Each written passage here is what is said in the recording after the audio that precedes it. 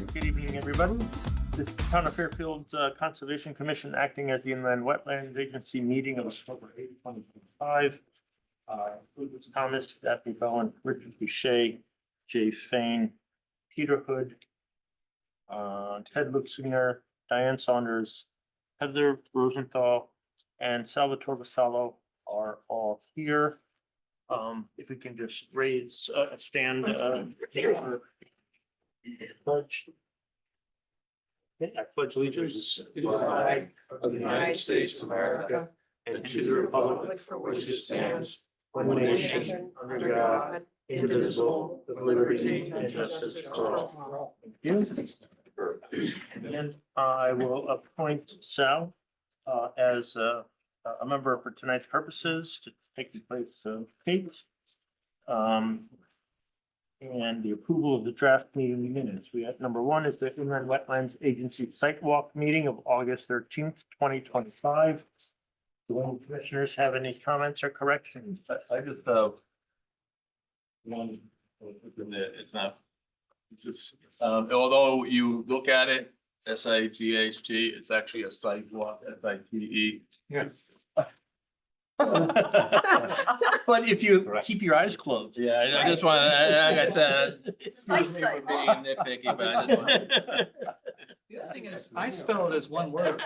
And every time it wants to correct me, it says that's not a word, but I'm like, I'm sorry, that's the word I'm using. Okay, well, we'll correct that. I think we can do that informally. I don't think we need a full I motion don't of know. second or anything. I apologize. to No, everyone. no, no. Well done. We're good, good. I think that's me. Okay. Okay, and then number two is Oh, the yeah. Inland Wetlands Agency meeting from September 3rd, 2025. Any comments or corrections there? Same correction. Same, okay. And then we're going on to the Inland Wetlands Site Agency Walk meeting, September 14th, 2025. If it's the same thing there, we'll fix that. Motion to approve all three. Any second, and Sal second, so Commissioner Boucher is first, Sal second. And all in favor, I'm assuming, yes? Yes. Yay, okay. All right, so let's move on to the meat and potatoes here. Public hearing number one, WP 25 0132. WMC Engineers, Brookside Drive Bridge in the vicinity of 452 Brookside Drive. Adjacent to map 123 parcel 221, replacement of the Brookside Drive Bridge number 03697 over Mill River. Excuse me. The decision may be made if the hearing is completed or the hearing may be continued. The original 35-day public hearing timeframe to complete the hearing ends November 12th, 2025. An additional 65-day time extension may be provided by the applicant. The further public hearing continuations to January 16th, 2026 are possible. A potential continuation date is November 5, 2025. If the hearing is completed, the agency shall make a decision within 35 days and the staff recommends approval with conditions.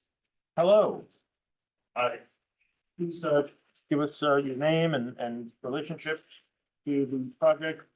My name is Mike Fanning. I'm a senior engineer for WMC Consultants. Here's here on behalf of the town engineer. So this project is funded through the Lot SIP program. The bridge is in poor shape. Probably go ahead for the existing condition. You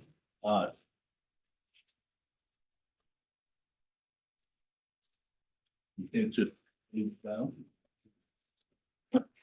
Okay, so Brookside Drive comes this way and goes down.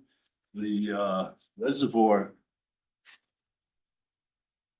is just up the road here, and this road is also named same thing as the reservoir. What's interesting here is because Brookside makes this sharp turn, it's pretty much impossible to widen the bridge opening. And there's the other roadway right over here. So the bridge is in poor condition. It's also identified by DOT as being scour critical. It's vulnerable to failure due to scour. So the proposed construction is to slightly widen.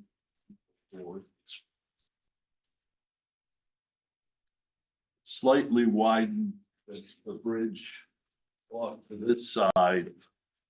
This side has to stay pretty much where it is.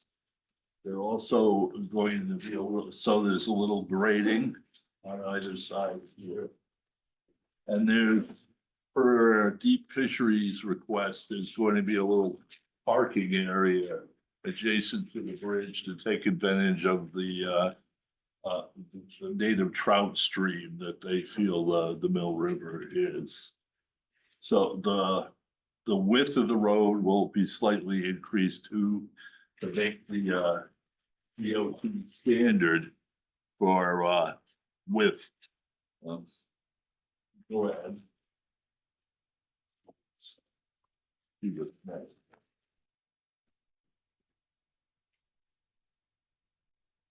So this is, there is the actual. Go ahead. So this is wetland impacts. You can see there's just little strips along the sides here.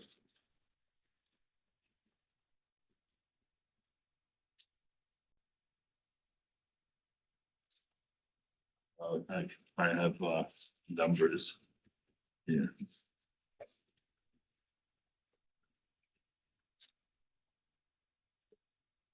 So for Connecticut wetland impacts, there are approximately 1,500 square feet to the wetlands and 750 square feet to the water course.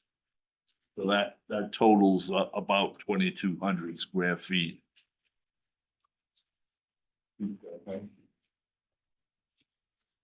This is the floodplain impacts. Are those wetland impacts permanent or temporary? I can tell you. Wetland, 877 square feet is permanent. 590 is temporary. The water course.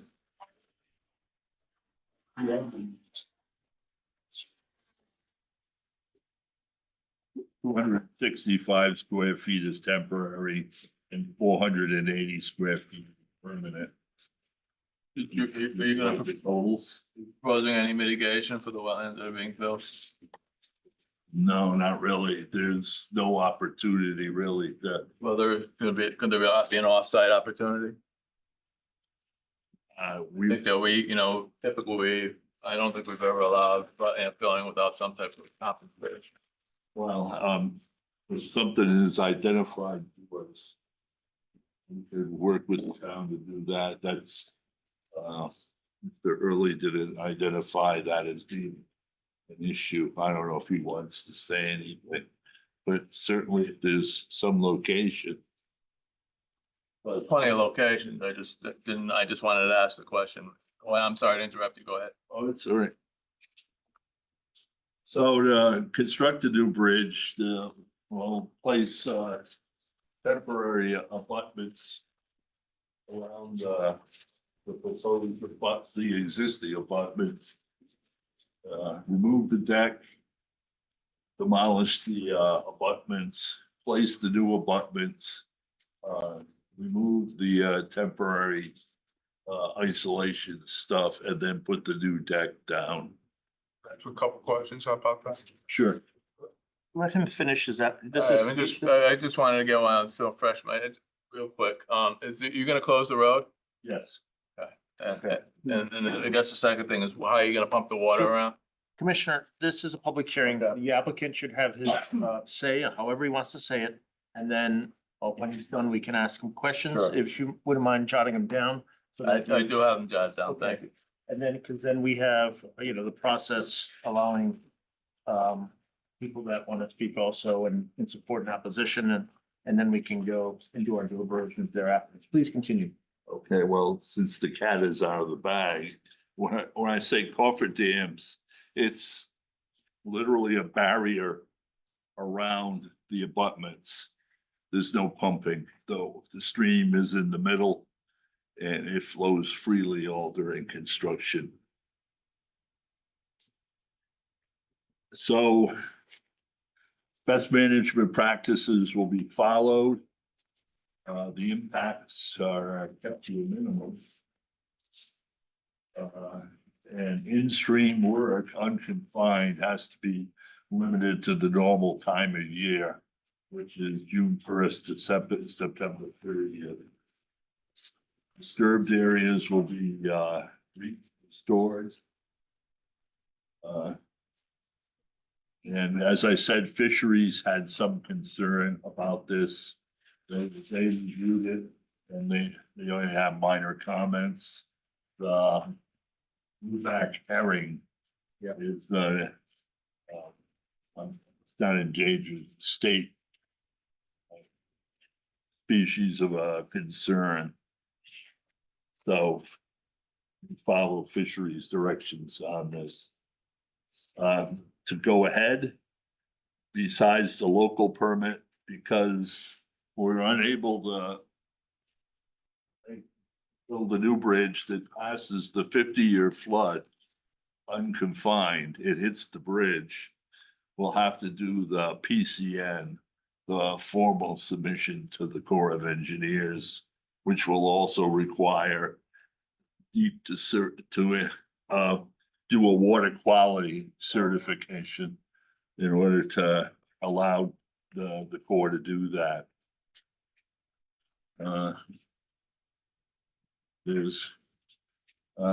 The project is scheduled to start next April and be completed by November. Possibly the road will be open before then, but that's up to forces beyond anyone's control, so. That's, I guess, what I would want to say for now. That's what you want, if that's your, finish with your presentation. Okay. Okay. I just want to be sure. So now I will open it up to, you have every, say whatever you need to say, but now I will have commissioners ask you some questions Sure. that they might have. Okay. Okay, now, Commissioner? Okay. I think I asked, a few of the questions already, the sequence of events and how things were going. And then also about the mitigation and also, compensation for the wetlands we lost according to the project. Do you consider any other alternatives? There's not really any alternative. No, but our regulations require us to consider alternatives, and you would need to elucidate, what the alternatives were that you considered and why you rejected them. Well, in this case, in engineering, there's always the 2-0 alternative, which is not feasible for a bridge that's as aged and important as this one. And the other alternative that's obvious is that you close the bridge, which would be unrealistic. As far as the configuration of the bridge, there's very little flexibility because of that intersection where there's walls that already touch. And another intersection on the opposite side of the road that limits any activities. So it pretty much came down to this bridge in this configuration. And then, I just want me to say that I'm not opposed to the bridge replacement, but there is a process that we have to go through and do that. And then, I know you provided an existing wetland evaluation. Did you provide a post construction evaluation and impact analysis? No. That's required under our regulations. Okay. I'm going to, thanks, thank you for that. These are important issues. They're right in the regs. So, as you say, the alternative is the do nothing and all those, it still needs to be spelled out for us to consult. Or we're not really supposed to be doing that on our own. And then one other thing, and I'll say this, now it also apply to the other application. In terms of, it looks like you'll be importing material and bringing material offsite, bringing material on site. One of the things I noticed a lot with new construction is, when you import materials, you have a tendency to bring in invasive species like knotweed like that. So I'd be looking for some type of, long-term, assessment to make sure that that the construction doesn't introduce any invasive species. This one, because the bridge is slightly widened, it's actually a net cut of a couple of yards. Yeah, but usually you'll bring in material for riprap or other things or backfill and things like that, and that's when the issue, happens. I just, it's something that I've seen a lot in a lot of this new construction. I do a lot of work in Vermont, and it's rampant up there. I've seen it, also in Connecticut. So it's something I think that we should all be cognizant of and monitor. We could add, there's an environmental specification that always goes along. Right. We can add some language for inspection and mitigation. Right. So like I said, I'm not opposed. Just I think it needs to get done. But I just think the devil's in the details. These are, and as Peter said, this is part of our process that we need as an agency to make an informed decision. And I look forward to that. And I guess the other thing is you're going to use temporary coffer dams to dam to pass the river. But are you going to do dry piles, or how are you going to build those coffer dams?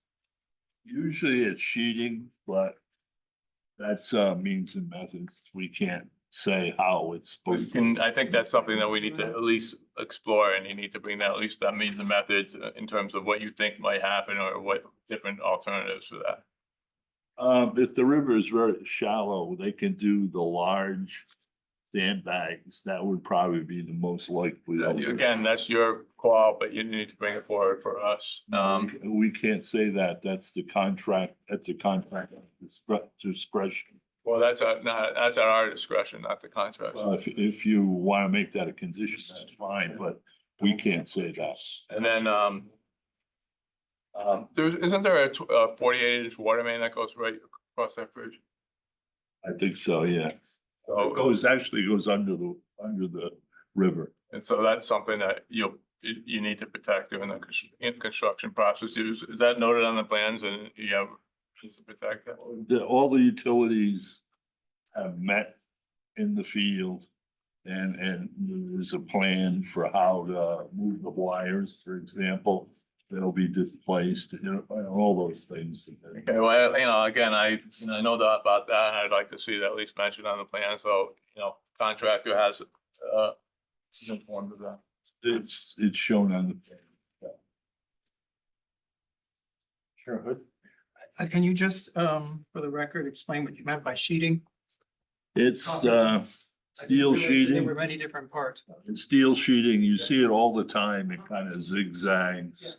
That stuff, they'll drive that. That's a choice if they want to. But like I said, it's up to them. They have to decide what they've, It's up to them. Who's them? the contractor. Why would it be up to them and not the town? Well, you could do that, but the specifications for the job say that they have to submit a plan for approval. But it doesn't say what the plan contains, because if the contractor is familiar of doing things one way and you tell him to do it another way, his price will go up. Well, wouldn't you pick a contractor based on what you wanted? If they're focused on doing things a certain way, wouldn't you Like I just said, say, this is what I want, and I'm going to. That also. You guys can ask for a copy of the plan and review it before the job proceeds. Isn't that what this is? Yeah, I mean, how can I do that? No, How What can is, I- what are you here for? But this is a public hearing for you to get our approval to do the job, right? I'm here for wetland impacts. Yeah, but we're here to die. And that's an impact on the wetlands that we have no idea what the impact will be because there's some contractor out there in the world that hasn't bid on it and we don't know what's happening. Right, so. To say I don't either. Is, oh, there he is. Bill? Bill, would you be able to help us? Bill, can you hear me? Yes, can you hear me? Yes, thank Okay, you. good, good. Yeah, I can help out here on some of this stuff. That would be great. All right, yeah. First, on the question on the water line, our capital group, Troy Deering, he and I have been in contact with Carlos from the Aquarian Company. The cooperation there is that according to Aquarian, it's perfect timing that they'll need to install a new main under the structure or attach it to the side. So we're working with the utility on the water line. And as Mike had said, it's shown on the plans and we're working with them. And that's something that hopefully can be discussed, before, but sometimes it is during the construction for that. So that takes care of that one. We're definitely in communications with them. Regarding some of the questions that Jay had asked, the mitigation, I just happened to stumble upon today the specific conditions of approval. And these are very similar to the conditions of approval that we've had in the past for our Valley Road, Merritt Street, and Duck Farm Road bridges. The town would agree to these conditions of approval, just to let everyone from the Inland Wetland Division there, Commission know. One of which is starred number 1 is to submit a revised plan showing a detailed planting plan of native shade trees, shrubs, and herbaceous species to support stream stabilization. So certainly in areas where there's either minor riprap if it's proposed, or there is no riprap, the town can either on the stream side buffer or the bank provide that vegetation or on top of the shelf. So we can do that. As far as other mitigation, as I said, by doing that, we would provide a stream side buffer, at least in the area of the right of way or wherever the town owns some property. And then perhaps immediately near the bridge, we might be able to remove small sections of fill if that's possible, and that would have been probably previous or historic fill. It would not be fill associated with the bridge. Michael, I know he's more of a hydraulics and a hydrology expert. I'd worked with him on the Commerce Drive bridge. Another thing to consider too regarding this bridge is currently it has, although this is a little bit off topic for the wetlands, but just to let everybody know, currently it has a weight restriction on the bridge. And so when completed, all the fire trucks and school buses will be able to cross this bridge. Right now there's a bridge restriction, and as Mike had said, it's listed in poor condition. So I think everybody here agrees the bridge has to be replaced. But whatever impacts are caused by the bridge, certainly there could be some mitigation. And as the staff has provided the town the specific conditions of approval, which also I don't know if the commission had a chance to look at it, but there's always a NDDBE request. Michael had mentioned they are working with the Connecticut Deep Fisheries. Then there's also there'll be a third-party monitor or the site inspector that the town would hire to provide reports on.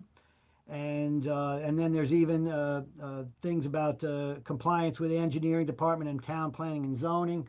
I know at a recent flood and erosion and resiliency board, there was concerns about, can we open up the bridge and make, more water flow down? Well, that's where Mike's job comes in. It's a tremendous balance where we can't open up the bridge and allow water to go downstream and bomb out downstream. But in the same token, we can't, if we end up using larger girders or somehow narrowing the bridge, create a backwater. So it's a very delicate situation where you basically have to have a no net increase. And I believe the one of the design engineers, Keegan, had given that statement to zoning just recently, where there is no increase for this bridge and the other hydraulically, just to let everybody know. Hopefully that answers a lot of the questions that you have coming up. One other thing I just wanted to mention, just for, just to cover in full disclosure. Yeah, typically there wouldn't be, if you have the cofferdams, typically a steel sheathing is used, but the contractor can come up with another type of cofferdam. If this was a very minor river or an extremely low flow, I've seen them use sandbags or even small timber bulkheads or cofferdams. But in this case, being it's the Mill River, I have to believe they'll use some sort of steel sheathing cofferdam to do that. And ironically, if they place it immediately after the limits of disturbance, then it actually ends up being a little less disturbance than maybe some other methods where if someone were to use riprap as a diversion, for an example. One other thing I wanted to mention too. Oh, so in the area behind any cofferdam, if there's a small amount of water, they may get a small submersible pump or some pump just to dewater. And again, that would have to be sent through a filter bag or some sort of erosion control measure. But that would be only in the event of getting a small amount of water that to pump a small work zone area. It wouldn't be to pump the whole river, that's for sure. There's no need for that. And Michael, maybe if not, we can certainly get back to the commission. I know in the past, a couple of the bridge abutments, we use them as cofferdams if the bridge is going to be enlarged, the span a little bit, using the existing abutments as cofferdams. Do you know if they're doing that for this case, or is that something we have to get back to the conservation department on? No, it wouldn't be possible because the new abutments are very close to where the existing abutments are. Jumping ahead, Congress, where the bridge gets quite a bit wider, that could be done. Right, but this one here, because of the intersection, is being so close, you have such a limited work area. Okay, I just wanted that confirmed. But yes, the town would agree, if you vote tonight, the town would agree to the specific conditions of approval, and we would provide a detailed planting plan and a restoration and perhaps within reason, a streamside buffer, and maybe remove some small sections of fill if that makes the difference for anybody voting. Bill, you have to get a core and DP 401 approval.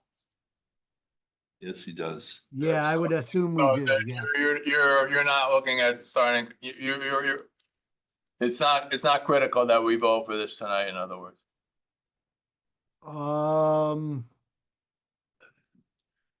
Well, I don't want to help you say, yeah, go ahead, Mike, if you have something, go ahead. The 401 is part of the core permit. Right, I understand. I know, but if you submit it for the core? No, you can't submit to the core until you get all your other permits. They won't even consider your application. And do you have your application completed? I think it's partially done. Because If we don't know what you guys are gonna say, well, I think, I'm speaking for myself now. I don't think that there's any question that we want this project to move forward. I just think that we raised some significant issues, and I personally would feel more comfortable. I think Bill did a very good job of addressing most of them, but I feel a little bit more comfortable if they were more formalized and we had them, part of the plan package. That's myself speaking personally, No, you're not. No, you're not. well, I'm speaking for myself, you Okay. guys chime in later, but that would be my take would be to, it would be to adjourn this public hearing and let you guys address the comments for tonight, and I think that would be a better record. It's within our purview to do so as we wish. Right, I Commissioner. just- So I I just- just want them to Right. present all information. So I just wanted to make sure for the record, I don't know if it was, if William Hurley announced himself in his position. If you wouldn't mind doing that, Bill, for Yeah, the, thank you. I always assume people know me. I'm sorry. Yeah, because I've been with the town 35 years, so I apologize. Yeah, I'm William Hurley or Bill Hurley, the engineering manager for the town of Fairfield. thank you. And one of the things that, again, if it came to that, the only thing that I think is a little bit critical, and again, we don't know the situation, is always the timing. What we really don't want is this bridge. We're hoping to get, all the approvals and have the construction done in April, whether that's April 2026 or April 2027, I don't know. But obviously, every year that we wait, the costs seem to go up significantly. The other thing I would, so if we keep on pushing this and we can't submit to the Army Corps, we don't want to start the project sometime in, say, July, where now all of a sudden it's going to be like what we call a 2-season project. That costs more money, and then there's a winter shutdown. And this being such a main route or detour, that would pose a significant problem. I know we encountered that on Mill Plain Road, and we heard it from the public. Jay, just for and again, if nobody else agrees with Jay, that's fine. But if need be on the specific conditions of approval, perhaps you could add that when they apply for the U.S. Army Corps of Engineers or the DEP permit, I believe it's also open to the public, but certainly we could either CC the conservation staff or the commission so that you could see any revised plans. They would certainly take these comments into consideration. But then this way you're not holding up the project, but you get another crack at a crack at it if need be, where you can at least make some comments on the other agencies, submit on the other submittals to the other agencies. And then go from there, or you could even, for number 6, where it says engineering and town planning and zoning, obviously it would be with the conservation department as well. Didn't they say that, didn't I say that this had to be the low flow during the summer months? That is for for anything that's not behind the cofferdam. That's correct. You have to do it during low months. But in order to do the cofferdam, they do allow you, just for the cofferdam, to basically place that. There might be a certain restriction for it, but usually they allow you to do that, I think, between April and June, so that you're now working behind the cofferdam and you meet the low flow area restriction because you have the cofferdam. Thanks, Bill. I'm still gonna stick to my recommendation that we have. I just have, another. I just, would you be willing to consider like a downstream boulder array to dissipate some of that flow energy? I don't know who wants to answer that. or- We could certainly Thought do that. That's not a big deal. Do you think that's something? That's a really tricky hydraulic spot because it takes a abrupt turn there. You'd have to, it's really a tricky spot. You'd have to look at it, and you don't wanna. There's issues there, because there's, not only is this stream here, there's another stream that comes off the hill right there. So it's a real, I don't know how Bill feels about it, but I'd wanna look at it pretty hard before I made any, Well, any obstructions in the stream I'm just channel. asking the question, so. Yeah, Yeah, I just don't know the answer yeah, because it's, yeah. you can do it, it could be good, it could be bad. Well, okay, I If just you don't want mind, I can tell you Yeah, what okay, fisheries said. hold on for a second. So this is a public hearing, gentlemen. Don't Well, speak I'm amongst asking a yourselves, so ask them and please answer. And Commissioner Fain, please let the reflect on the public record, maybe your qualifications Yeah. while you were trying to answer that question. Okay, yeah, and again, I am a professional environmental scientist. wetland scientist, soil scientist with 40 years of experience. I will submit my resume to staff for inclusion in the record also. All right, so. and So then- that's really on me for Okay. turning, Yes, just so so now we're please clear ask, on who's. ask your question again and let the applicant and their experts. I just would answer. like to know if there could or should or would be some consideration of installing like a downstream, boulder array to dissipate some of that flow later on. Like I said, I've written on this, so I can't give it to you now, I don't think, but this is fisheries response. And the first item, it says, due to the skew of the bridge, rock deflectors or tow boulders should be considered to direct flows away from and prevent future scour along the structure and banks, while also increasing habitat value. And then, as always, the fisheries department guys like to come and they point at where they want the boulders to go. Yeah, I think it's a little bit, I think Peter was talking about more putting a boulder midstream as an energy dissipator. There's I think you're talking about. a boulder cluster that's 3 boulders, and then they look for scour behind them for a place for the fish to hang out. But the fisheries is not saying that, so I would say no. You can't go against what fisheries is gonna say. I agree. And also they want a low flow channel. Placement of riprap be minimized. And item 5 is to protect diadromus and inland fish species. Unconfined in-water work is only permitted from July 1st to September 30th. So they've shortened the time of year where you can do unconfined work. It usually is June 1st. And so it's protect downstream fish habitat. Is critical that proper erosion, sedimentation, and construction debris material control installed and maintained. And then finally, to protect migratory fish during their migration, artificial lighting directed onto the water surface and loud construction activities are prohibited from sunset to sunrise from March 1st to June 30th.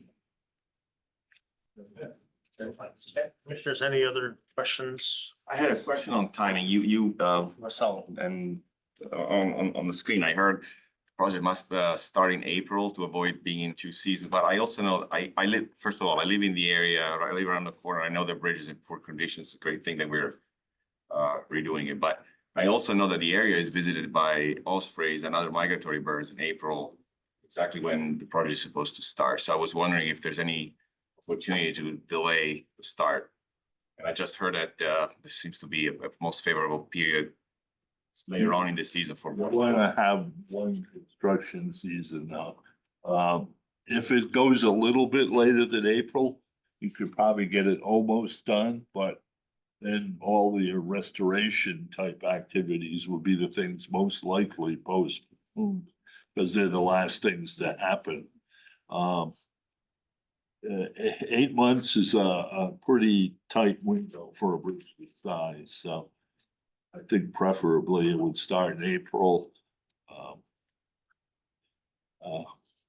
I think the ospreys mostly go up to the reservoir, don't they? They actually, and I recognize one of my new, well, used to be here. They actually hang out around the bridge. There's naked trees and it's a fishing spot. So ospreys and herons and cormorants and other birds, kingfisher, they all hang out around the bridge. The pool below the bridge is a real hot fishing spot. Yeah. Okay, thank you. I have a question about the fisheries wanting a parking spot. Yeah, Is that where the current sort of turn off spot on the road, is that where it's going to be located or? well, Brookside makes this turn. It's on this side of that intersection. Like on the dam side? On the dam side? On the Shabbat side? It's East side. East side. southeast corner Yeah. of the work. The southeast corner. Yes, Of Brookside. Can you show us on your map, please? it's shown there. No, but Southeast or- for the public, public hearing.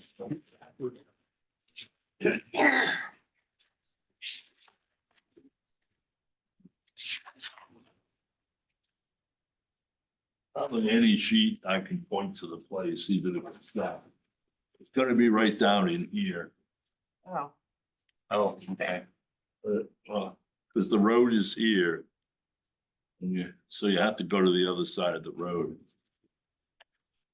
Really, the other road comes down, so there's no opportunity there. And then the high bank here, this will all have to be filled in. I just asked because there's already a sort of gravel area where you can sort of turn off the road. Is it possible an informal parking Very area? informal. It's very informal. I was just wondering if that's where it was, seeing as though that's already there. Yes. Across from Shabbat. It's across from Shabbat, right? It's on the north. It would be on the Northwest, I think. northeast side of the bridge. East. Yeah, it's between So you're the saying- bridge and the dam. On the upstream side. That's right. It's between the bridge and the dam. I Exactly. mean, wouldn't it make more sense for them to put it there? I think if we're looking at impacts, it would be more impacts if we put it there. Existing. Phil, do you have any comment? Could be relocated? Go on. Bill? Oh, you're asking me? I'm sorry. Unfortunately, I'm not sure where the original spot is. I know where what I'll call the turnoff area is, but I don't know. I couldn't see on the drawing of where he was pointing to before. Maybe that, you can address that also, please.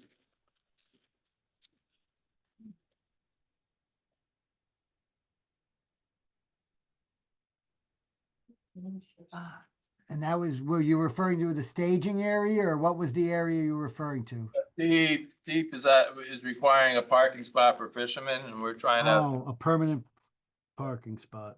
We're trying to figure out where it is because Shabbat owns all of that property up to the corner.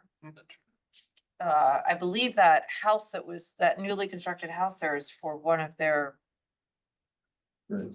for stuff, that it's part of the Shabbat property. But yeah, I also think though, not that far downstream, there's a couple of pull-offs for Brookside Park or Riverside Park. They're Yeah. curved pull-off areas, but if Yeah, fisheries wants a specific pull-off area for anglers or whatever, it seems to me it would make more sense because there's already yeah, the informal pull-off gravel area. pull-off area.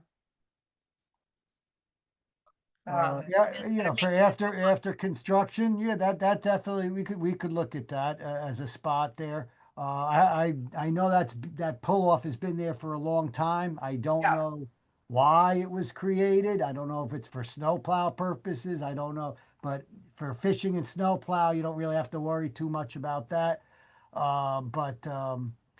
We could certainly look at that, or if that's a requirement, yeah, that will be something that has to be addressed and will be addressed in order to get the fishery sign off. Yeah.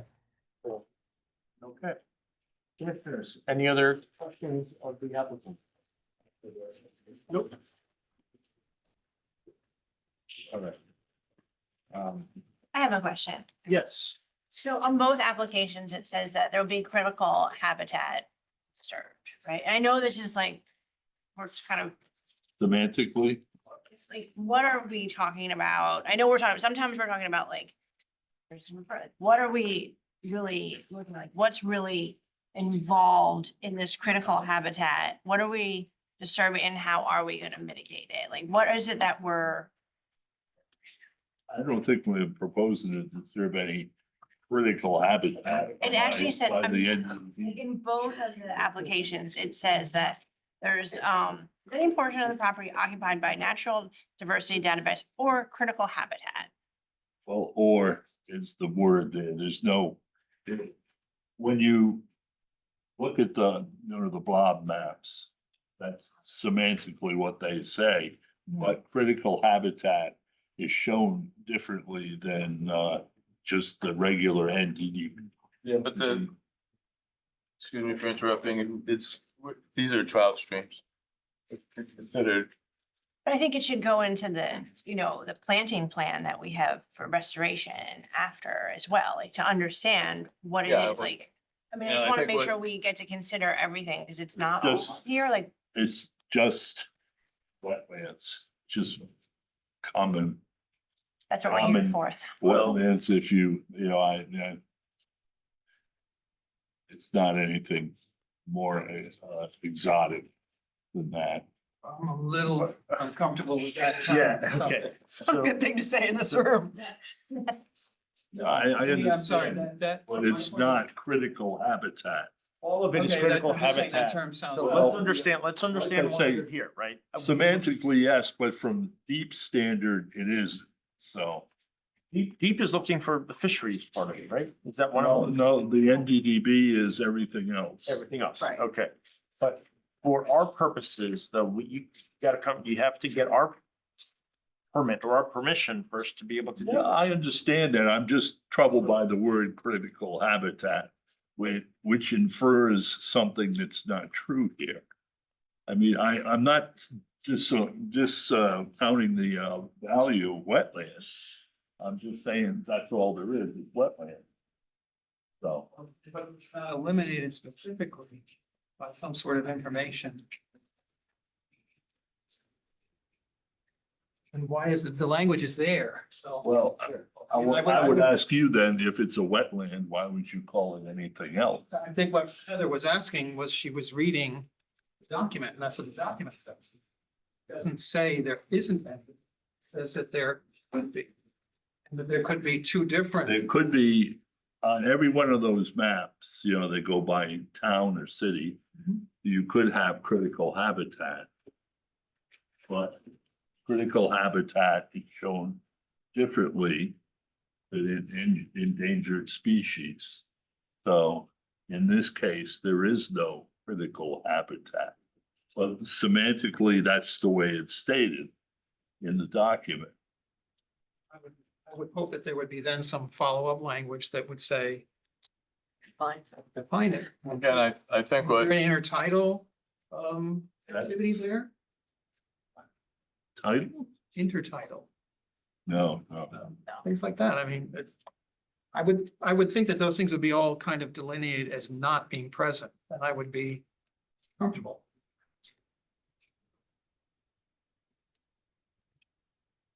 It might be helpful to understand that from our perspective, all wetlands are critical wetlands. We're here to protect them. I'm not here to argue No, I that. understand. I just want you to know from our perspective how it. and also, you have to look at the classification of the Mill River as a trout stream and as, and also as upstream as a water supply stream. I understand what you're saying in terms of NDDP, but from a wetland perspective, these are very important resources. Sure.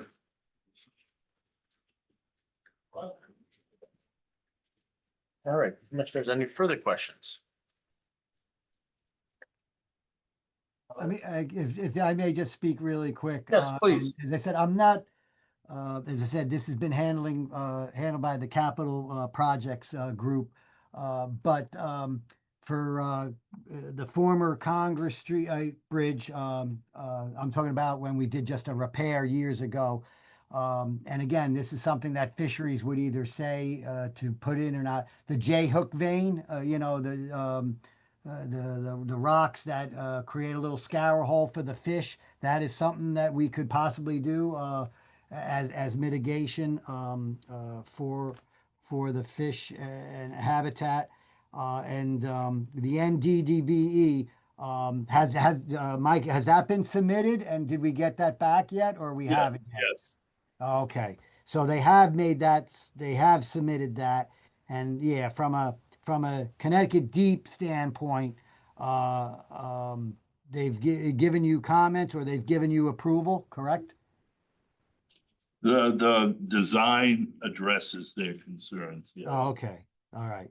What So was now the- here, the wetlands, the inland wetlands is saying though that they may, and they have the right to be a little bit more strict than just the state agencies. Usually it's the other way around. So as I said before, we can make sure that they're on the plans, all the notes and the DDB, and any comments would be included in the, and all the wetland conditions of approval.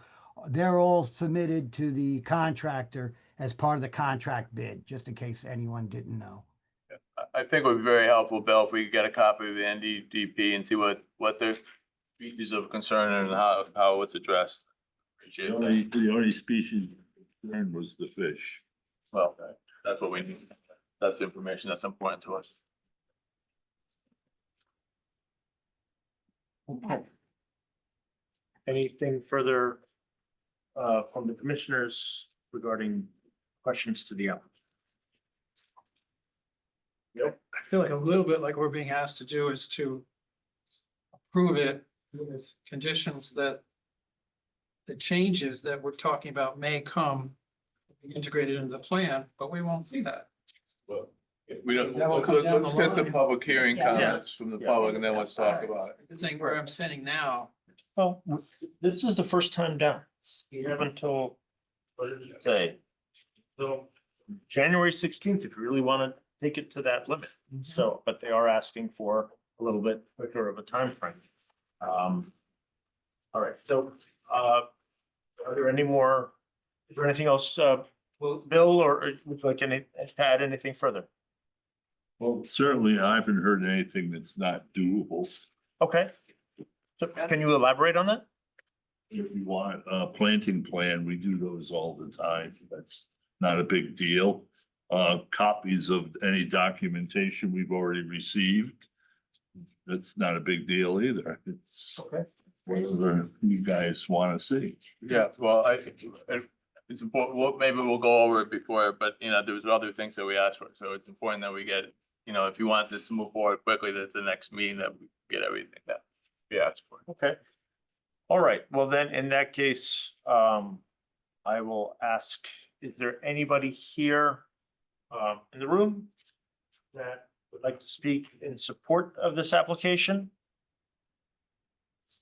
Sure. Well, I'm in support of it. I have. If you wouldn't mind coming up and giving us your name and Yes, address. sure. I'm Jonathan Stock. I live at 537 Congress Street. Oh, okay. Well, this is for Brookside, For the bridge over, Brookside. we're talking about the bridge over the Mill River. Yes, but there are two applications. One's applications. for Congress Oh, I'm Street. sorry. That That's will all be right. in a We're few gonna minutes. do that next. Yeah. Next. I'm Next thing. That's okay. Sorry. Well, we'll just want to make sure you're speaking about the right. anything nice to say about this one? I'm not involved. I don't have to worry. I don't think so. That's okay. Is there anybody online that would like to speak in support of this application? All right, anybody here in the room that'd like to speak in opposition to this application? Anybody online that would like to speak in position of this application? All right, so that part is done. Now, Commissioner Fain, if now is a good time, they're here, if we want to talk about anything further. we can. Well, I think I would, but my inclination at this point is that this application is not complete and that we're gonna need. Would you like to give them some guidance Yeah, I as to would, what you but- would like so that they can get it for us for the next meeting? But again, I'd just like to say that my inclination is application is incomplete for reasons that I will state in a minute. And I would, I'll make the motion afterwards, but my inclination to keep this open so we can. Well, get no, I'm keeping this open, Okay, so okay. that's why So the things that we had asked about, and you had addressed this somewhat verbally, but it would probably, and this doesn't have to be an environmental impact statement, but I'd like to get it in writing. Address the conditions of that we need to consider under section 10 of our 10.2 of our regulations. That includes alternatives, mitigation, irretrievable losses, the wetland impacts, including, you've done the evaluation, but you haven't told us what you consider the post-construction impacts and would be. So again, I'm not looking for an environmental impact. These are all part of the things that we need to have in terms of our regulations.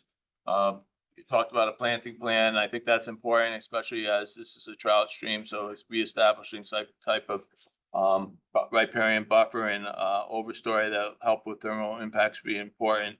But we had asked about addressing the loss of wetlands here, and we'd like to see if we can get a no net loss consideration. Bill said there's possibilities to do removal of fill and enhancement downstream. Mitigation, the diversion details is very important. We'd like to see that. I don't want to leave that to the contract. I don't feel comfortable with that. Peter, do you have anything else? No, you kind of, I was questioning the downstream boulder, but Yeah, you'll give us all the other information. You'll give us the DEP, NDDP database letter and how you address that. You'll give us the fisheries letter and what your plans are to address their comments. That's important to us. We've had that happen before and we'd like to know how that's addressed. So all those things should be integrated in the resubmittal and either in plan form and a written narrative. Commissioner Rosenthal, you had asked about the question. Did I think Commissioner that's Finn- covered in what it's Commissioner covered? Fan said. Okay, Yes, I just wanna do. Make sure that you're comfortable as well. Yes, thank you. And again, I just reiterate, that we have, I feel this is a project that has to move forward, but we have to do what we need to do in terms of the agency to make sure that we're fulfilling our responsibility. Okay. Bill, is there anything you'd like to add? Are you good? I was, again, I'm only somewhat involved in the project. I was hoping that it would get approved. If it's okay with the consultant there to submit all this information within 30 days, then I guess that's okay. The You'll only be other able- thing I would say is, Less than 30 days. it doesn't, if it were happen to be approved, this wouldn't be the last chance, but you do have quite a few items here that you want addressed, so I can Yeah, understand. I will say that we're gonna keep the public hearing open. I would request that less than 30 days, honestly, 30 days. will When's your submission date for the next meeting? If you can get it to, what, 3 weeks? Yeah, I think we're gonna leave. A week before, a week before. Whatever the submission date. Business days prior to the next regular An meeting, additional question, Bill? 24th. Bill? Yeah, sure. Yeah, I'm not quite sure. Who's spearheading this project? Troy Deering from our Capital Projects Group. Okay, and you're just kind of overlooking or? A little bit of everything, a little bit of town employee interest.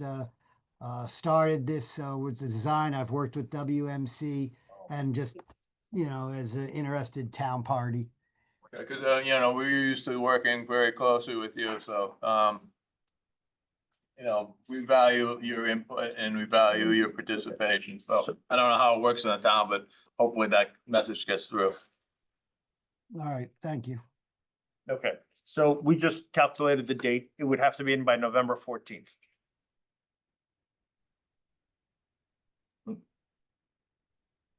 Okay, We'll make that happen. yeah, It would be 8 business days from the regularly scheduled meeting. Yeah, the 14th. And that's the next meeting is November 14th, right? The next meeting is November 5th. Oh, November Yeah.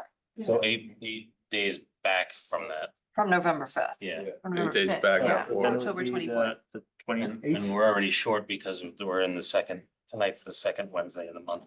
So Or it's the really- 24th. it's I really short apologize, deadline. not the 15th, That's a short November deadline. 24th. October 24th. October 24th, so a little more than 2 weeks. Deadline's October Sorry. 24th. Yes, thank you. October 24th for the November 5th meeting. it's just a detail. I know, right. Little- It just got challenging. I apologize. All right, so the public hearing's open, you'll get us that information, and if it answers everybody's questions, there's a likelihood you'll get approval that night. Okay. Just so you know. Okay, that's really it. Okay? Okay. You want a motion to adjourn? No. Not close or? No, Yeah, open. we're just keeping it open. Yeah, I know, but do you want a motion? We have- No, it's Just okay. leaves it open. Yeah, just leave it, we're leaving it open. And then, it's the same, I'm assuming it's you for the Congress Street again, so. Yeah, and I assume we're gonna hear the same comments too. Okay, well, then that'll make it go quicker then. Okay, so, moving on to public, number two, WP 25-0135, WMC Engineers Congress Street Bridge in the vicinity of 537 Congress Street, adjacent to map 51 parcel 47, replacement of the Congress Street Bridge number 04196 over Mill River. The decision may be made if the hearing is completed, the hearing may be continued. The original 35-day public hearing timeframe to complete the hearing ends November 12th, 2025. An additional 65-day time extension may be provided by the applicant, so further public hearing continuations to January 16th, 2026 are possible. The potential continuation date is November 5, 2025. If the hearing is completed, the agency shall make a decision within 35 days, and the staff recommends approval with conditions. Sir, if you wouldn't mind stating your name and how you're attached to the project. Hi, my name is Michael Fanning. I'm an engineer for WMC Consulting Engineer, acting as a representative for the town engineering. Thank you. So, same sort of situation. Bridge is in poor condition. It's also hydraulically inadequate and scour critical. This is a different scenario, though. Because there are no limiting structures in the vicinity of the bridge, the proposed bridge, if, go ahead to propose. A couple pages in. Okay. The existing bridge is in where the cofferdams are shown. The proposed bridge is gonna be back substantially. We're going from a 30-foot wide bridge to a 60-foot wide bridge. However, hydraulically, it's still not satisfactory, and that's because the Merritt Parkway bridges, which are just off the bottom of the page here, are also hydraulically inadequate. So until they replace the bridges there, there's nothing we can do with minimal improvement at this time. Just have to bide our time. So it's the same sort of thing. The channel underneath the bridge will be kept to the existing channel. The area overbanks under there will be higher to keep the water concentrated in the area where the existing bridge is located. So we keep a low flow channel that's conducive to fish movement.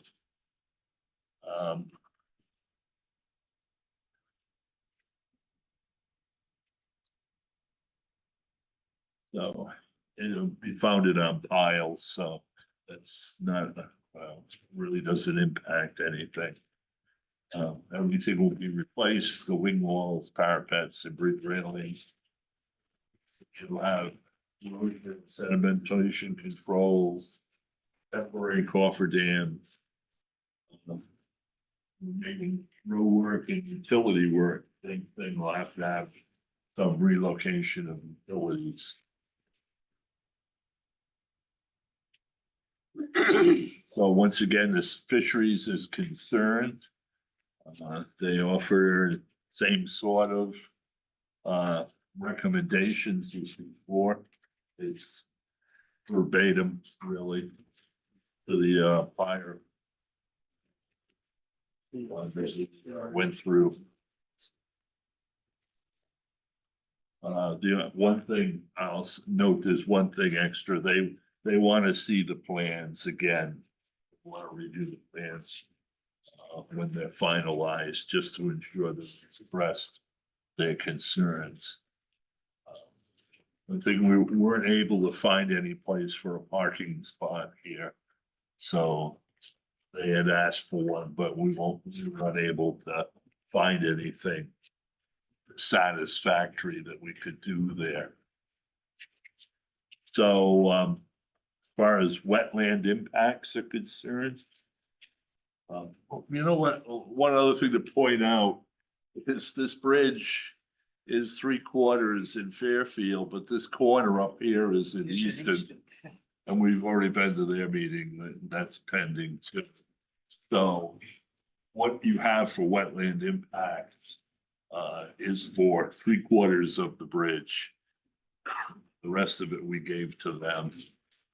But because it's just that one corner, the nature of the geometry here, the eastern wetland impacts are pretty minimal. So for Fairfield, permanent wetland impacts are 630 square feet. Temporary is 68, which is 698 total. Water course impacts are 10 square feet permanent, 865 square feet temporary, 875 total.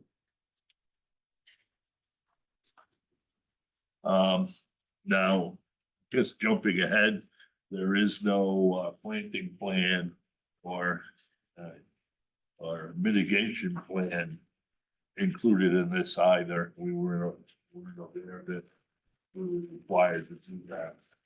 So I guess we could assume that's true once again. So I'll just hold on for just a minute. Commissioner Fain, I'm assuming you'll have similar questions. Yes. So do you have any additional questions to this specific application that did not apply to the other one? Yes. All right. Before you ask any of those questions? I'll stop. No, you don't have to stop. I'm just saying what we just discussed in the prior application, you would agree to do the same things by October 24th? Well, two of them, I'm not sure we're gonna be able to do. Well, we probably have to pick one. Okay. Yeah. You know, I can't commit, I just worked here, I can't commit half to things, so. But yes, if that's gonna be the case, then that's the plan. Well, you took notes at the last one, so as long as you can Yeah, copy and paste, if you will, those for this, it's the same question, with some additional one. sure. And I'll ask Commissioner Fain to ask his additional Yeah. questions, and then I'll go around with the other questions. So I definitely have the same concerns, but although on this one, I do have heightened concerns. I consider this to be maybe a more valuable resource. This is, I know this area. I've been fishing here since I was 6 years old. And it's, locally important resource and a fishing hole, and people have been enjoying it for a lot of years. So the one of the you may have answered my question. I noticed you have these large span, 60-foot span, and then you filled in underneath it. With that, is that, and I didn't know, I see you grading down to the channel. So I assume that reduces the cross-sectional area in terms of the flow. No, the idea is to put toe boulders, as we call them, at the edge of the existing channel and make the area behind it just higher. So the water is concentrated. That's not what it's showing here, because you're showing a gradation, you're showing a slope down. So can you clarify that on your plans on the next go around? Sure. Okay, and I don't have any problem with the low flow channel, but again, I don't, if you're building a 60-foot bridge, I think want to take advantage of every inch of it during the higher flow periods.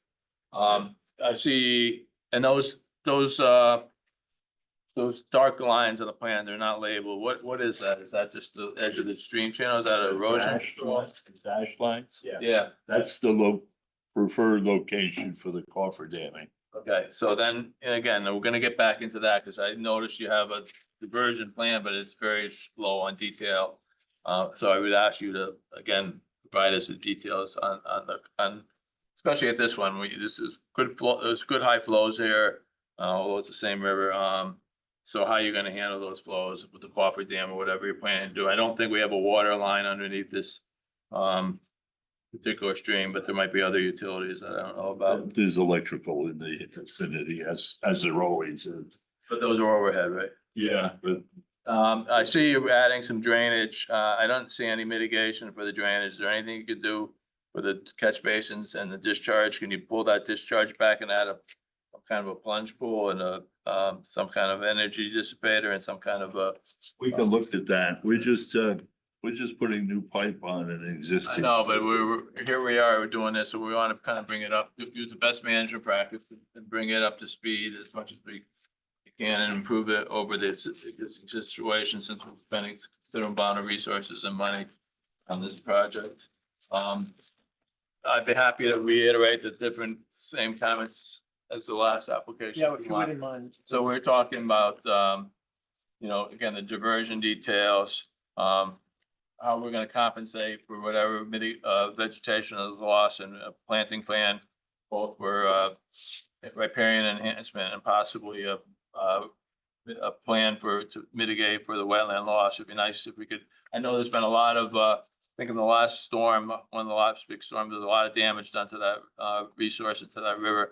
It's possible there to undo some of that damage, and I consider that a very positive thing. You're gonna do it to the alternative that you considered and how you ended up with the solution that you ended up with now. Same thing that you talked about before, you spelled that out. And you're gonna, again, do the wetland evaluation in terms of the post-construction, what you think, would be a positive or negative.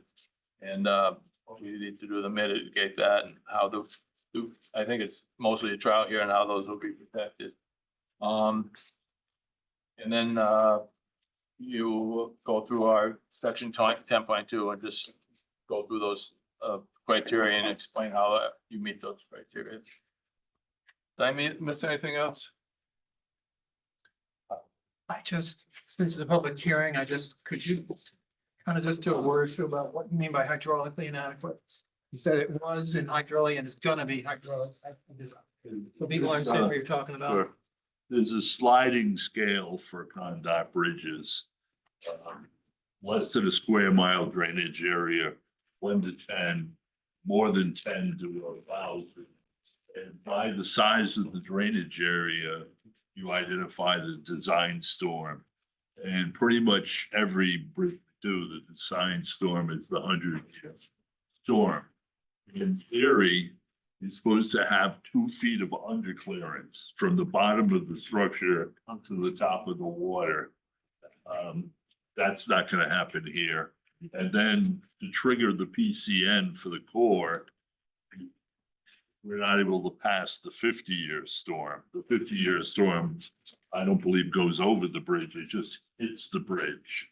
But it's not freely flowing, so that forces us to have to do the PCN, the long version of the core permit. Two things I missed was you'll give us copies of the NDD correspondence and the Yeah. fisheries correspondence on how you address those.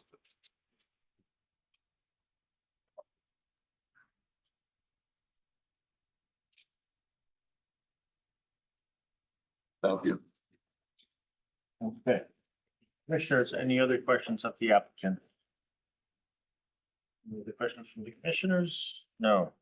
I have one other question, because you were very specific on the timing on the other bridge. You didn't mention at all the timing on this. Same thing. Thanks, so simultaneous. Yeah.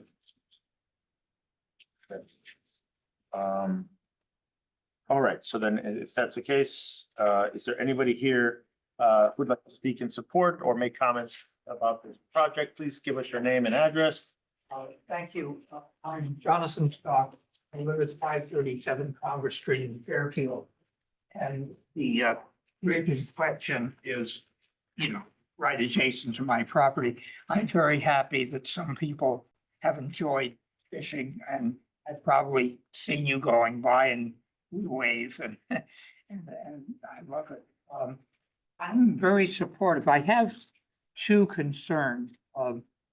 One is, because there's going to be a lot of drilling, and shake up and stuff.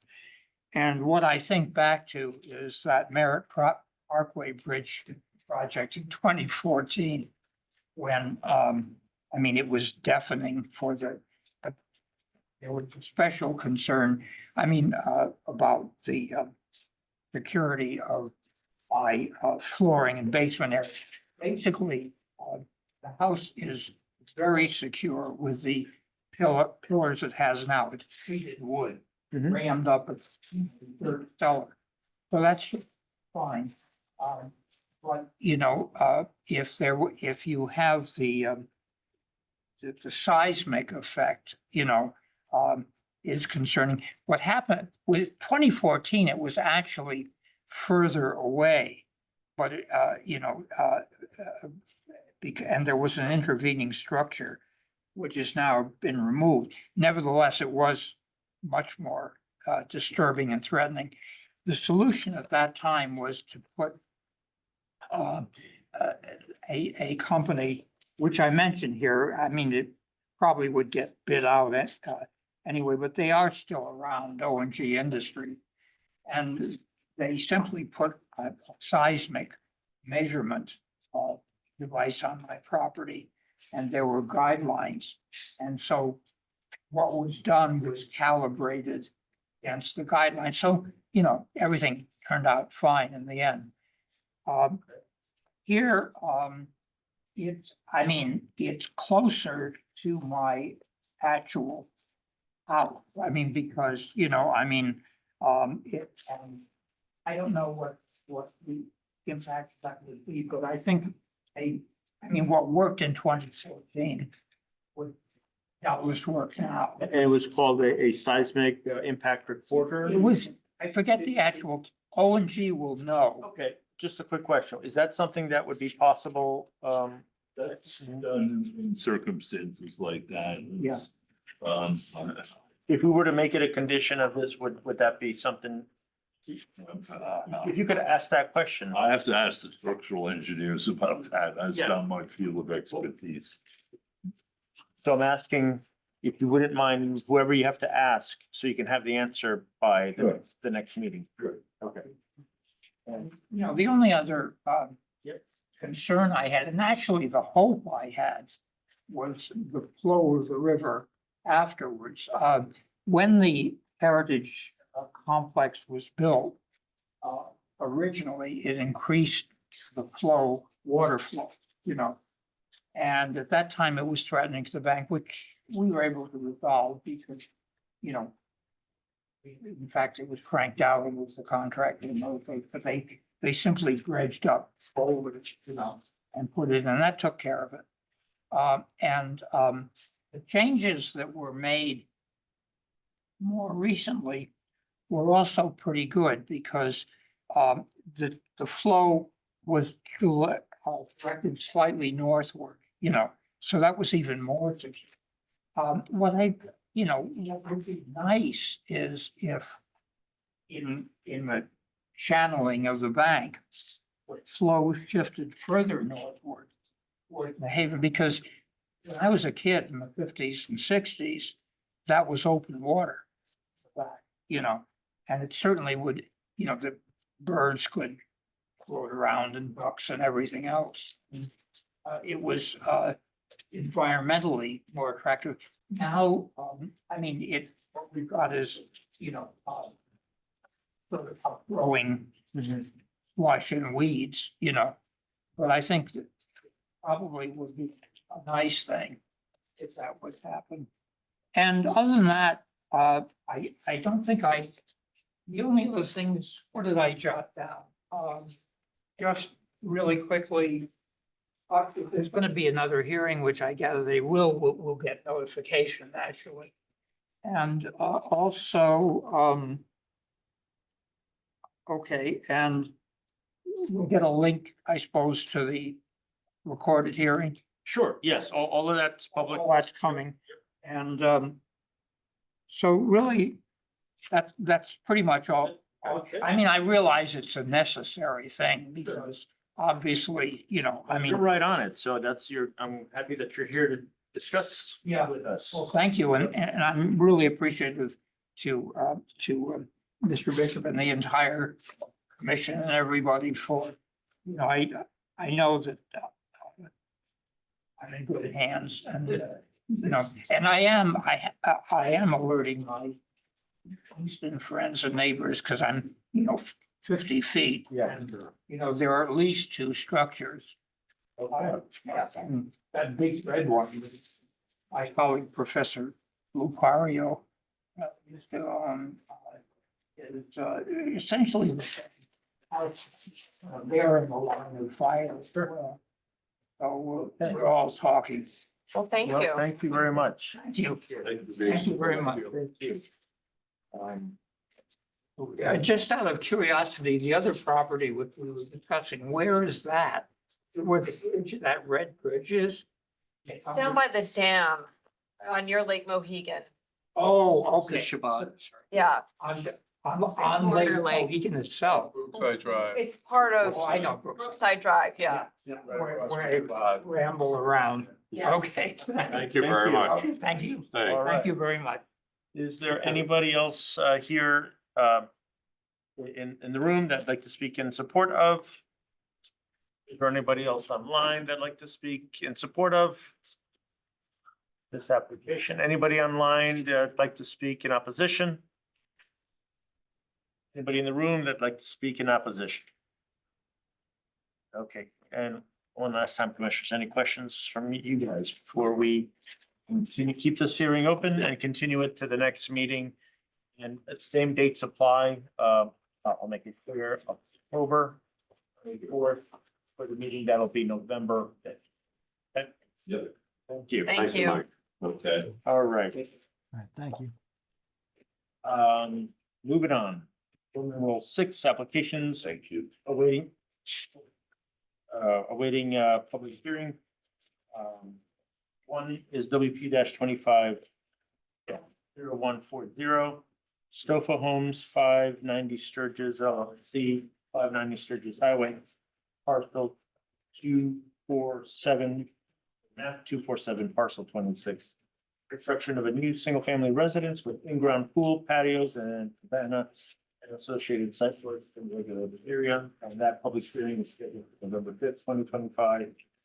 Number 2 is WP 25-0142, Schloman, 1169 Saskville Road, map 239, parcel 7E. Construction of a new single-family residence with in-ground pool and patios and associated site work within a regulated area. The last day for public hearing and decision is November 7th, 2025. Last regular meeting prior to November 5, 2025, and the public hearing is scheduled for November 5th, 2025. So you're saying on this particular one that's the only, we only have, you gotta take it up and vote basically that night on that one. No, No? What is that? I don't know why it's on one and not the other. It was just, you've got to at least open it by that date. Oh, okay, we gotta open it by that. Okay, well then that'll happen. Yeah, So, it- okay. And well, that was, I guess, just for informational purposes. Now it's just moving on. And we have 7 applications for discussion. Number 1 is WP 25-0123, Prizio 54 Timothy Street, map 141, parcel 210, construction of a new 2.5-story single-family dwelling with front porch and rear patio and associated site work within a regulated area. Last day for public hearing or decision is November 7th, 2025. Last regular meeting prior to November 5, 2025. Staff recommends approval with conditions. Okay. Is anybody here? Alexandra Mock is. Oh, okay. Alexandra, you're online? Yes, I am. Okay, Good evening. yes. Tell us who you are, who you're here for, and go ahead. So I'm here to speak on behalf of 54 Timothy Street Association Associates LLC. And my name is Alexandra Mock, and I'm a wetlands and soil scientist and landscape designer. And I would like to say thank you to staff, to Sarah, to review the application for us, and thank you for her fair comments.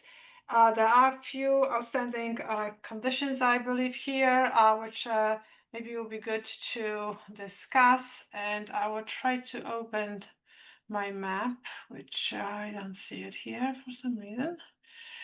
Let me just quickly check what's going on. Let's go back. Share. Oh boy. Okay, it's here. So what is being proposed is a new residence. Can you hear it? I mean, sorry, can you see the site plan? Yeah. Yes. Yes. Okay, so thank you. So what is being proposed is a single family residence, and you can see the outline here. The property or the residence is situated more or less in the central portion of the property. And you can see the outline of the old residence, which is slightly smaller, also had some patios and some landing here and some other equipment pads, which contributed to the hard surface. And then this is a much longer driveway, which was going all the way to the street. The new residence is going to have shorter driveway, which is going to be directly going to the garage. So there's going to be no excess parking. And this will actually lower the area of impervious surface of the previous driveway, about 150 square feet. Overall, comparing the existing hard surface and the proposed, we have 550 square feet increase. And the increase, which will cause increase in stormwater runoff, it's going to be accommodated. Actually, the increase was the calculations for the stormwater was calculated from the entire impervious surface. And we have several coldecs here. One of the accumulation of the coldecs, one of the systems is located in the front of the residence. And then also we have another 6 ones, which are in the back behind the proposed patio. As you can see, we are cutting a little bit in the back to accommodate a level yard in the back. There's a steep slope going in the back of the property, so this little cut will allow to have more usable yard. And then the grades are much less, or it's flatter in the front of the residence. What is in the staff report, one item which I would like to discuss with the commission is that we're supposed to be proposing a planting plan. And let me see whether or not I can find. So here's basically the view of the street. So to the right hand side, we have the residence. To the left, we have the stream, which is a perennial stream. This area is situated between 2 streets and is maintained by the town of Fairfield. As you can see, it's all lawn with a little buffer, natural buffer along the stream. There are no wetland soils around it or associated with the stream. And we have the pipe here, which provides the flow. The rest of the channel to the right is actually closed, and then the channel becomes open going to the left. There are a few trees growing along the channel. But as you can see, between the property and the stream, which is located offside, it's street. As we know, street usually is the source of pollution, stormwater pollution. There are no catch basins along the street here. The staff is recommending that the front of the residence will be improved either with a meadow or natural meadow, native meadow, or some sorts of other plants. I have experience, used to work in Greenwich, and we had this program, No More Mow in May, and this was for the pollinators and other wildlife to take advantage of the busy season in May, and for the lawn to develop in a flowering stage and some other seeds, which could be beneficial for the wildlife, also provide more shelter and cover. And there were a lot of complaints from the neighborhood of the unkept lawns, and those properties were called nuisance properties, and that was it was creating a lot of controversy. Meadows usually are tall meadows which contains flowering plants, and once they stop flowering, they become dry and brown. They don't really look very attractive when they are not blooming. In the mix also we have some grasses, which helps the situation, but I'm just worried that if there is going to be a strip of tall meadow, this will look like, as you can see, all the other properties have manicure lawn going all the way to the street. This will look a little bit odd and not very attractive. Going back to the site plan, we have the infiltration system here. So planting deep-rooted plants is not recommended because they're going to stretch the root system into the infiltrators and may cause some clogging. So I'd like to ask the commission whether or not this is very important for having those meadow, or maybe we can just maintain the property the way it is, because as a matter of fact, even though we filter some of the runoff here, then the runoff goes on the street and will wash all the major pollutants from the street. So it's almost like you purifying the runoff in this situation, and then the runoff exit the property and go on the street and being polluted again. Alexandra, could you Yes. show me on the map the way it is there? Can you show me where the 100-foot upland review area is? Is there a line for it there? Yes, so here's the upland review area. So Is there between the purple one, right? Between the upland review area and the street, are there any wetlands there, or is it all upland review area? this is all upland review area, and the only regulator, or the only area which was flagged is the stream, which is offside between. Which is offside, in between the house and and the stream is the road, Timothy Street. Yes. Okay, all right, I'm, well, we'll continue on, but I'll have commissioners ask questions, yes, if. So I'm just wondering if a solution wouldn't be, if perhaps as part of the development plan, we help to restore that stream area on the other side of the road. Well, we can't do this because this is on the town property, and there's liability can't do issue for someone working there. But It's just town. I didn't know we could do it because I know like.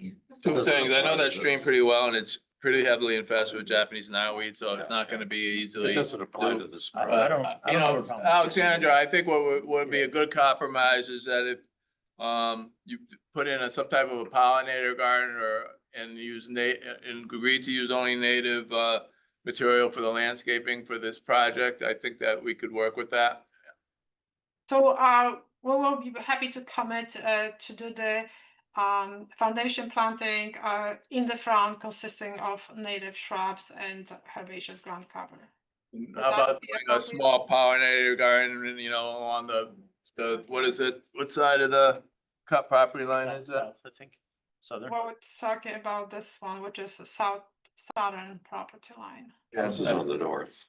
I think that, you know, I think that would appease me. I don't know, I'll speak for the rest of I the. think if you plant native shrubs, that does. Anywhere. I think Yeah, it's I mean, I think it'll look odd. I think Alexandra and her client is correct. It'll look odd to put something in the front of the street when nobody else has it. Right. But I think putting only natives everywhere else on the property, I think is gonna be something I would. Or even the preferred mix, which is 70-30, 70% native, 30% ornamental. That's acceptable from the standpoint of maintaining wildlife. there's native. But you can do all natives. Why, it's not that big of a planting plan, or at least it shouldn't be. 30 feet of Yeah, asphalt. right. So. They are losing a tree on site. That I love. They're losing a tree. That tree right there, yeah. Yeah. So I think it was, I mean, is it odd, or would it be setting a standard for the neighborhood that they might all follow? I'm not sure. It all depends how aesthetically this is I'm a, going to look like. Success. yeah, But I think if we just do the foundation planting, which usually is the minimum every house has as a native cover, that will really help because the foundation planting will be still within the upland review area, and this will be still along the slope which drains towards the stream. So I think this is going to be a good compromise because the owner will have what they like, and also we will improve the environment at the same time. okay, maybe we can ask for a tree. You can just use perennials. If you wanted to do a small pollinator garden using perennials over the infiltrators, Over here. that would work awesome. I would just comment that, I just want to say, Alexander, that following what the rest of the neighbors are doing, that's not a compromise. No, and I understand this, but also the reason that, I mean, the fact that there's an asphalt in between, and this is the main source of the pollution here. I don't, It almost defeats. Area. And it's almost like you're renovating the stormwater here and you're working very hard. And then you have the asphalt. And then on the other hand, you don't want to really invite the wildlife here because then at one point they have to cross the street to go for a drink. So, And the highways are. Yeah. How, would you or your client be willing to put some sort of tree that has low root system, over the catch basin stuff? Trees probably aren't the right solution, but you could use, pollinate how do I hedge? flowers. Like all the kinds of- yeah. shrubs, like. We'll do Alex glabra, which is the inkberry. We'll do a hedge here, so it will be fair this way. We have some native plants growing here. It's going to be the There's filtration mechanism also. We have some wildlife benefits. And this, if we put the hedge here, the root system will not interfere with the indoor infiltration system. Like that. You can do a native hedgerow. Yeah. That's great. You're our plant expert. Is that good? No, I think that's. Okay. There's a Any lot native of. is gonna be, is it possible to look at the driveway being pervious as opposed to impervious? We've gone through that. Yeah, it's big of a hassle. It's more of a hassle now Yeah. in a small area like that because of maintenance. And after a while it becomes, Like, cause I'm just thinking in terms of the increase in impervious. well, that's why they have. That's why they're putting it in the back and the trade-off front. economically between the, water mitigation system and putting in a pervious driveway as opposed to impervious. Is there a financial benefit to doing it, or is it? We Went through that, we right? went through this already. Yeah. We tried it on that house up in, I think it was Greenfield Hill, and it wasn't really. Yeah. Wasn't feasible.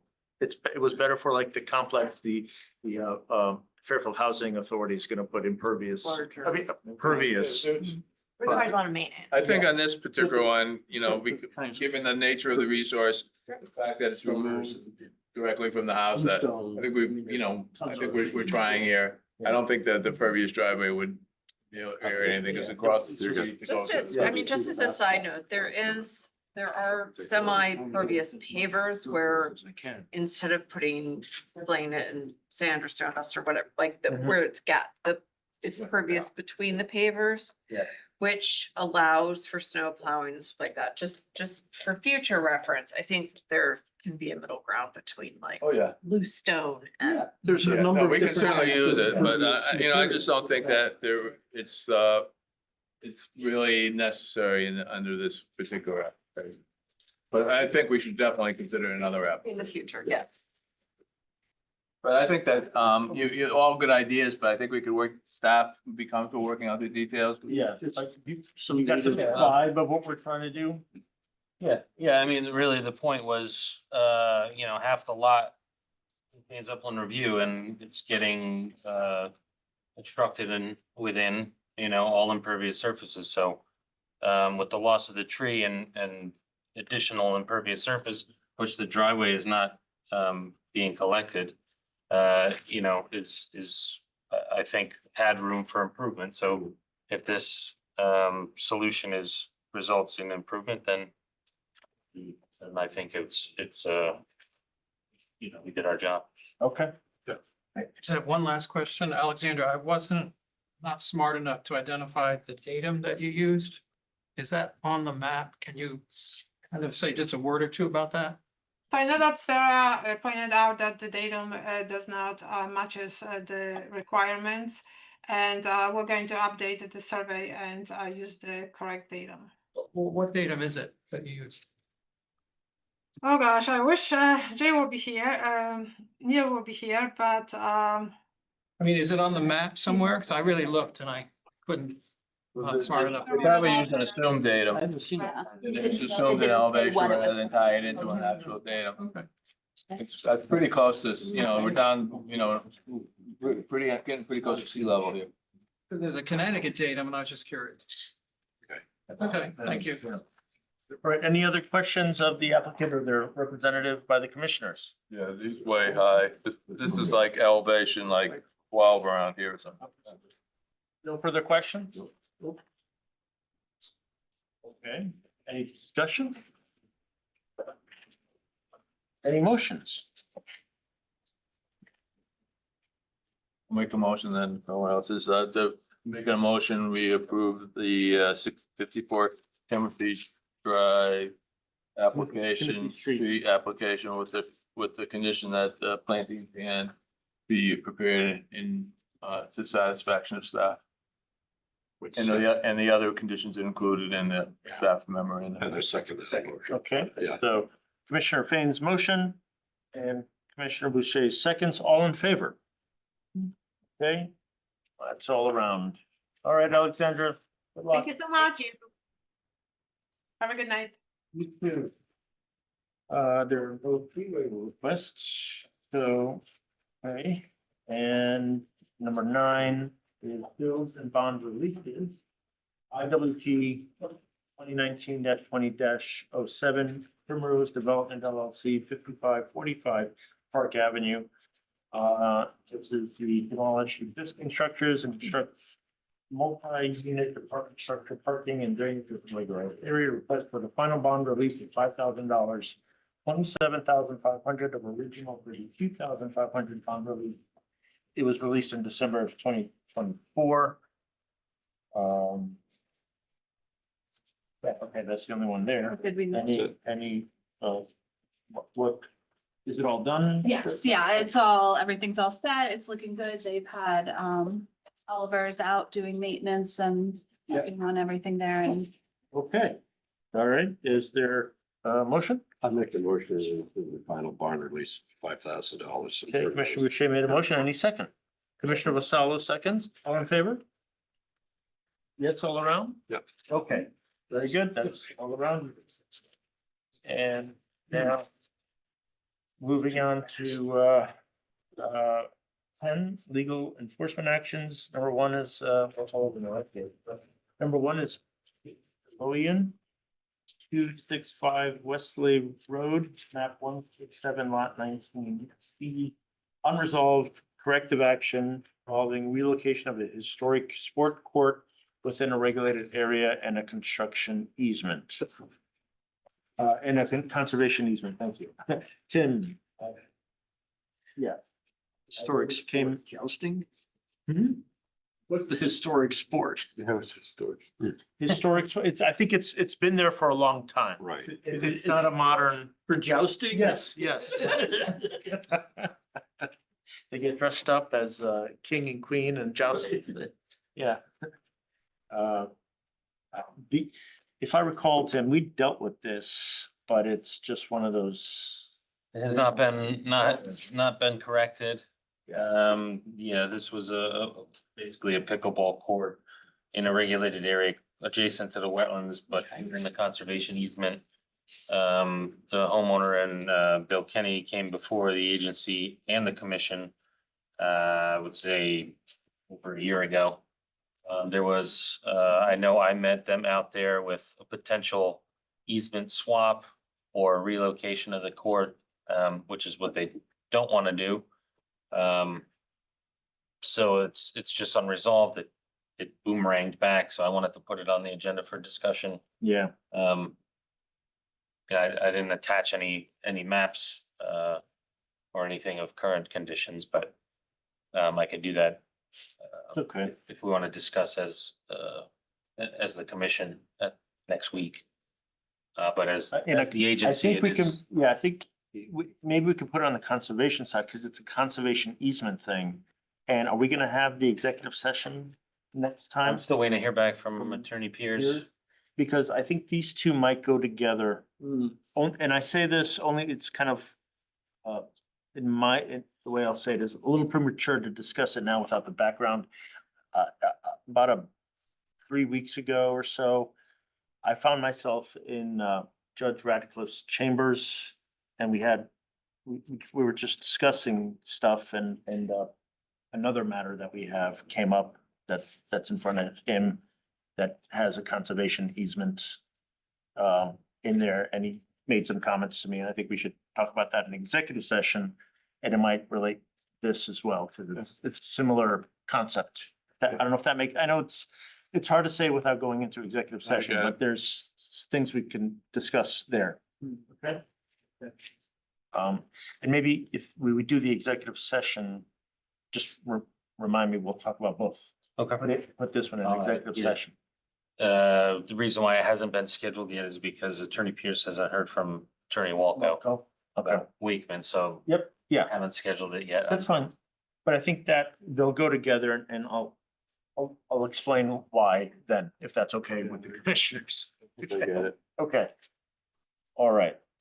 And we're going on to number 2. Lynn in 236 Woodside Circle, issuing corrective action order due to inactivity since the previous correct action order was held at the November 6, 2024 meeting. Going on? So everyone knows this is, it's been going on for over 20 years. Yeah. And continues to change hands with ownership. Working with Attorney Pierce now, who's going to issue suit. And coincidentally, before this agenda was printed, the corrective action order to appear was dated August 18th, the last version of the letter, and it was just returned to the office unclaimed or certified mail Monday. So 3 months later, it's been in the black hole of the post office. Yeah. So that explains why they didn't come before the agency for the show cause hearing months ago. They either chose not to claim it. Right. Or never got it. I don't know. So I just wanted to update the agency that I'm sending letters and they're not getting delivered or accepted, I should say. I'm not sure. So anyway, we're proceeding with legal action there. Okay. Number 3, update. This might show where this is going, because now it says Bubble Holdings LLC, 373 Cross Highway. Map 170 lot 36, conducting a significant activity, filling of inland wetlands in a regulated area without a permit. It's a new entity, it seems, but I think the membership or the ownership members of the entity are the same folks. Really? So, what can you tell us about that, Tim, I guess? The most recently, since the change in ownership back in June, which was 6 months after the original notice of violation and 3 months after the corrective action order was issued. As Commissioner Saunders pointed out at the last meeting of the switch. So he did, according to Attorney Pierce's advice, did issue a new NOV to the new LLC. The address listed by the state under the LLC search was an odd address in the middle of the state. And as well as listing agent was an attorney at a law firm also up in the Hartford area. confirmed that was delivered by FedEx recently. I also sent what appeared to be the attorney's house address listed as well. I sent him an uncertified version to that address. I have not had a response since. So it's still in a black hole, but was able to confirm that the woman listed does have a relationship to Mr. Taylor. Yeah. So there is some possible. It's a cat and Possibly, mouse yeah. kind of game. going Yeah. on. Like a- So we was, the filling of the wetlands still goes unresolved due to some of these games. So, Well, we'll do our best to keep up with it, all right? yeah. The Okay. property to our open space. Number 4, updated Smallwood, 120 Wakeman Lane. Map 246, lot 5C, significant activities, deposition material, wetland diversion, et cetera, without a permit. And we'll, that one we'll just be discussing at the next, when we can have the executive session. Right. Okay. Number 5, miscellaneous notices of violation for 373 Cross Highway. We kind of just went over that now. Yes. Okay, and 11, staff reports, 1 report from the Conservation Department. A is CWC permit application, C8.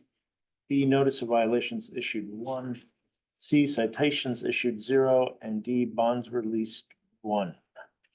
Anything further, or just to have those numbers? Okay. Just numbers. And number 2 is the site walks for October. We Didn't have any. We didn't accept any. Oh, yeah. Oh, okay. We didn't receive any new We didn't receive applications, any. so. Okay, very good. And then other, we have 1 is 5 and 15 Plum Tree Lane, Easton, Trumbull. So I've sent the agency some correspondence over the last couple of weeks, just to keep everyone in the loop.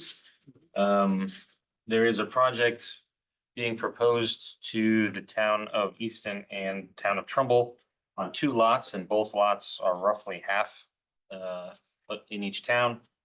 I've uploaded all the documents I've received, including the notification from both municipalities to our cloud, as well as some correspondence from some concerned neighbors in Fairfield. So I just, wanted everyone to be aware of the proposal, which is significant on the Mill River, just north of the bridge we were talking about tonight. Upstream of us. Upstream, over the border. So, a apartment condo complex of that size is significant on steep. If you look at the contours on that map, really steep slopes.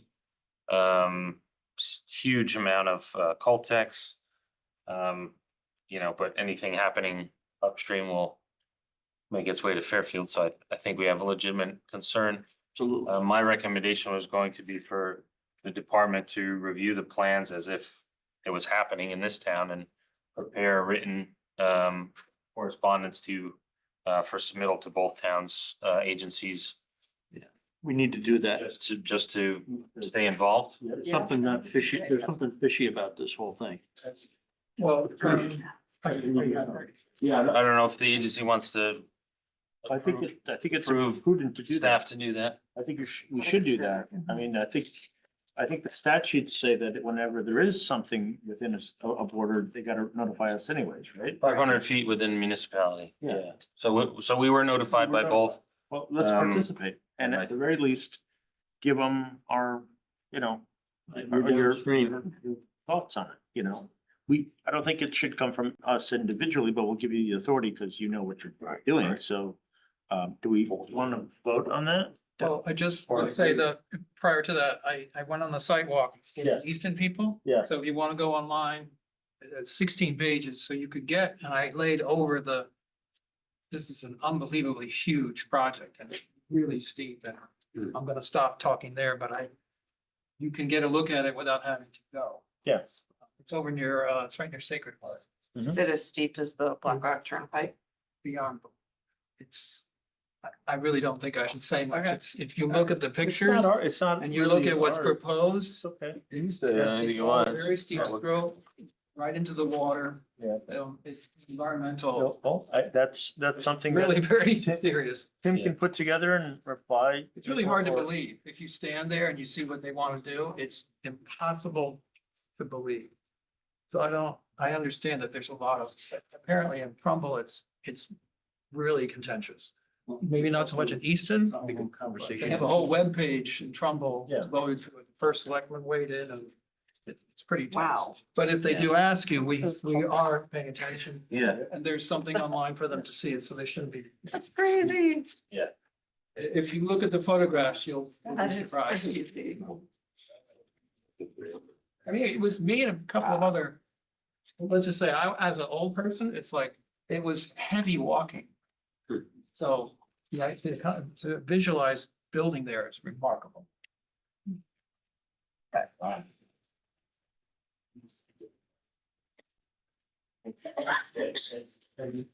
Commissioners, anything further on that? I agree with Mr. Bishop that we should respond as a commission. Because there's certainly something going on there. Right, to be worried about. Should we do it as a motion? I move that we review the application of this property in Trumbull. And Easton, there's something about ingress and egress there that is kind of fishy as well. From the standpoint of inland wetlands in Fairfield and the impact on us, and relay that opinion to the other inland waterway jurisdictions in both Trumbull and Easton with respect to this property. Okay, any second to that? Not very well worded. Sure. I'll second. Okay. Commissioner Bowen seconds that, and I just want to make sure I heard it correctly. It's for Tim to review and do it, right? We're not doing it as a commission. Okay, so all in favor? Aye. Aye, okay, all around, very good. And number 2 update is Rooster River litter boom. It's just an update to let the agency know that the purchase and process is still moving forward. We have secured the permit from Connecticut DOT. And the department will be submitting on behalf of the town and our partner with Harbor Watch. Will be submitting a application to this agency to install the litter boom. And I have reached out to the city of Bridgeport and have not received any answer back on whether the city would like us to also submit a wetlands application to that. So Ready to hear, Tana?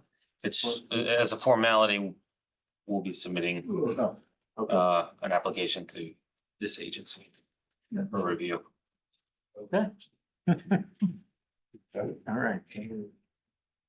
Anything else? Let's go. Okay, very good.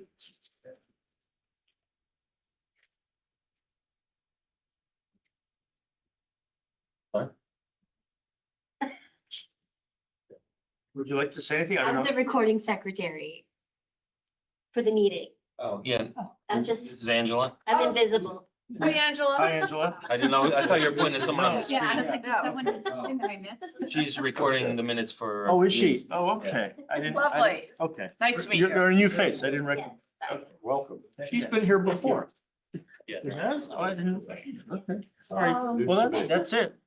All right, I will folks. say that Oh, the guy that's that right. was sitting here has This guy. attended many of our meetings. And I don't want to tell Yeah. you,